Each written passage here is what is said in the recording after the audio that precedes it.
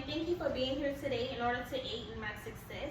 Today I'm going to be informing you of an act enacted in all banks and financial institutions entitled the BSA Act. So, how many of you guys have ever been inside of a bank? How many of you are familiar with checking accounts, savings accounts, Christmas clubs, direct deposits? If you get a payroll check, 9 times out of 10 nowadays, you may get direct deposit, right? So you have debit cards and things like that. So all you guys are familiar with that? How many of you are familiar with the BSA Act? Perfect. I'm here to inform you about the Bank Secrecy Act, aka BSA. So whenever you went in and got your bank account, you were required to sign a signature card. Your signature card is to help prevent fraud on your account. It's your signature, so if you go somewhere and you sign a receipt, we'll know like, hey, this is you if you try to dispute a transaction versus if someone stole your card and it's not you. So on the signature card, you're also agreeing to certain terms and things like that in a bank. So the terms and conditions, the truth in savings, the funds availability, the electronic fund transfers. You may also hear about direct deposit. You may hear about overdraft protection. You can opt in or opt out. So this is legal documents, right? But what's not on the signature card is your permission to be enrolled in BSA. BSA is automatically implemented within banks, within financial institutions, within casinos, credit unions, etc. Anything that deals with a large sum of money. BSA was created to help prevent illegal activity, tax evasion, crimes such as sexual exploitation, human trafficking, things in that nature. So when you go into a bank, it's more than just I'm here to deposit funds or withdraw funds. On the back end, there's people monitoring your activity to see whether it is legal or illegal. For instance, Ms. Tori Williams, who is a BSA manager of 9 years, I interviewed her via email. And she said that there was an elderly lady who was thought to be secretly engaged to Tyler Perry. So Tyler Perry was sending her money so that she may send it to other people. In essence, she was acting as a money mule. This person knew that this activity probably was not legal, so he pried on someone that was maybe elderly, that was ignorant to the fact, maybe someone that was desperate to be in a relationship to be able to do the illegal activity for him. Another example would be if, for instance, let's say I'm a hairstylist, and if I deposit every Friday $500 to $600 every Friday, they may not raise concern because within 5 days, depending on how many clientele you have and what services they need, that can be feasible. But if I'm coming in and if I'm depositing $12,000 every Friday or $20,000 here, $30,000 there, it will raise some suspicion because anyone can go in and say, hey, I want to open up this business and open up a business name.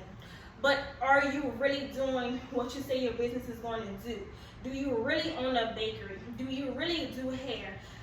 Cash is so hard to trace, so that is why it is monitored more harshly. With a check or a debit card, you can see where the money came from, where it went out to. With cash, you cannot do that. So BSA officers and personnel have to monitor that cash. If I'm a hairdresser, I can just get cash from anywhere and say it came from doing hair.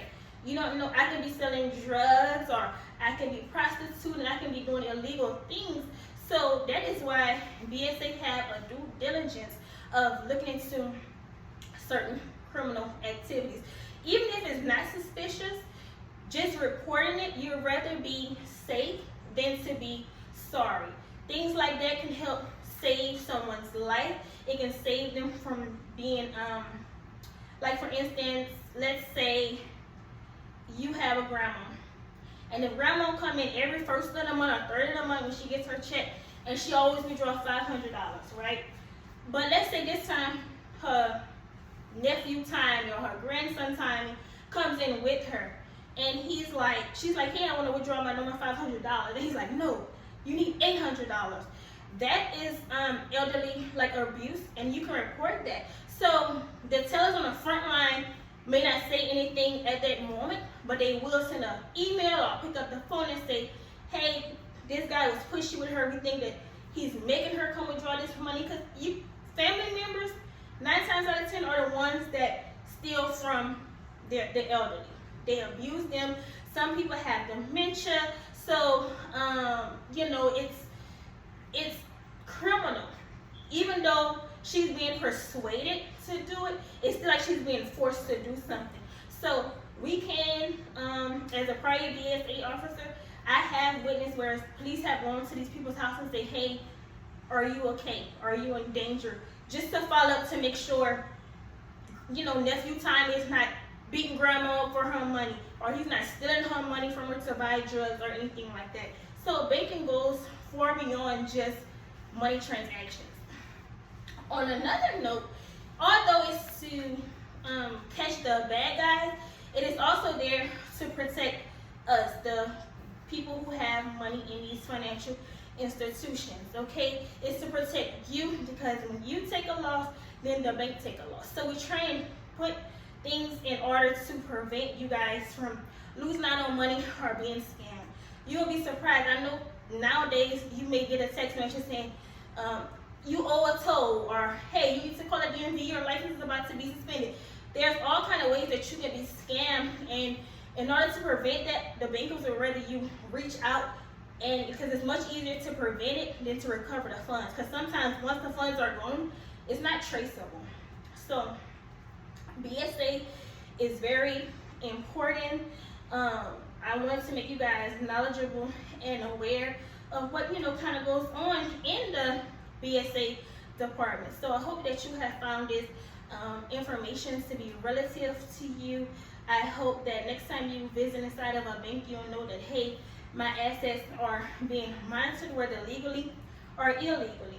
And I will say this, I'm not going to say the amount, but whenever you deposit cash in one business day over a certain threshold, there will be a CTR report filed on you. Now, let's say Miss Betty Lou comes in and she deposits $30,000 cash in January of 2025.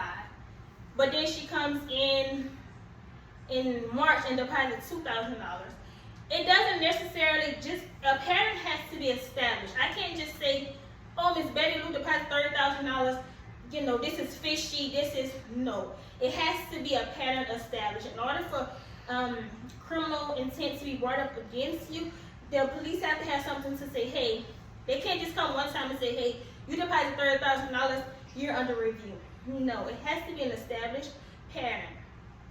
BSA is also so confidential to whereas if you do something, you will never be notified of it.